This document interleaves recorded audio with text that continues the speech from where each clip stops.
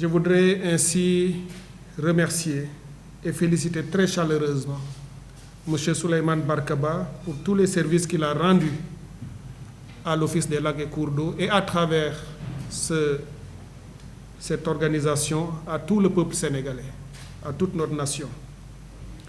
Je voudrais, Monsieur le Président, vous souhaiter d'excellentes perspectives. On l'a dit tout à l'heure, il n'y a pas de retraite, il n'y a pas d'arrêt.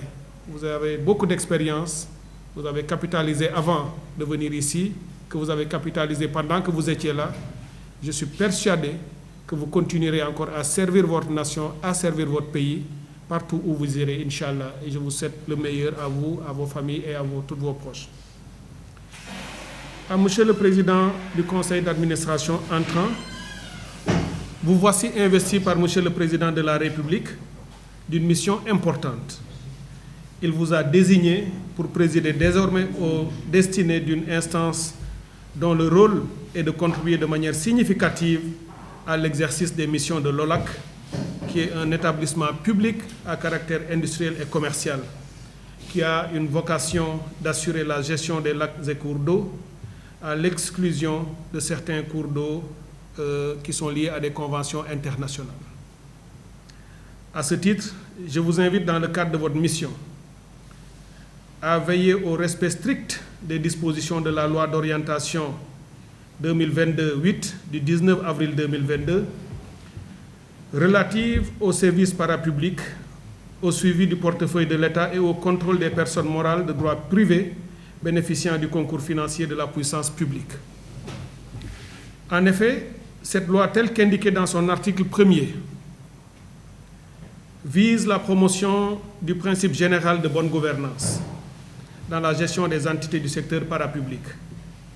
À ce titre, l'organe délibérant, qui est ce conseil d'administration, joue un rôle extrêmement important à travers ses attributions qui lui permettent de statuer sur tous les actes majeurs de la structure, notamment le plan stratégique de développement, le règlement intérieur, le programme pluriannuel d'action et d'investissement, le contrat de performance ou contrat d'objectifs et de moyens, le budget, les comptes de fin d'exercice, les rapports annuels de performance, les projets d'accords collectifs d'établissement, l'organigramme, le programme de recrutement, la grille des rémunérations, le manuel de procédure, les plans de restructuration ou de redressement et les accords et conventions internationaux.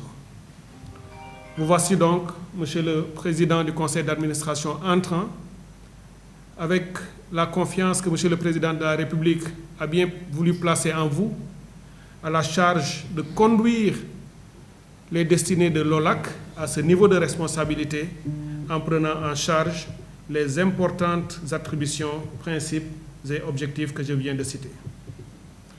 Tout en vous assurant de mon accompagnement quotidien, je voudrais indiquer que le respect des règles auxquelles j'appelle toutes les entités relevant de mon département constitue le seul soubassement de mon action et c'est à ce titre que j'assume, depuis que je suis là, le rôle de tutelle qui me revient en veillant systématiquement et en tenant des réunions de pré-conseil avant chaque tenue de conseil d'administration. Parce qu'il y a deux objectifs que je recherchais là. Assurer la tutelle du ministère, parce que c'est ce que dit la loi, mais aussi accompagner les structures dans leur fonctionnement en les aidant dans les décisions et les orientations majeures. Après, c'est l'équipe dirigeante qui prend ses responsabilités et fait son travail. Et la tutelle assure le leadership politique et oriente l'organisation.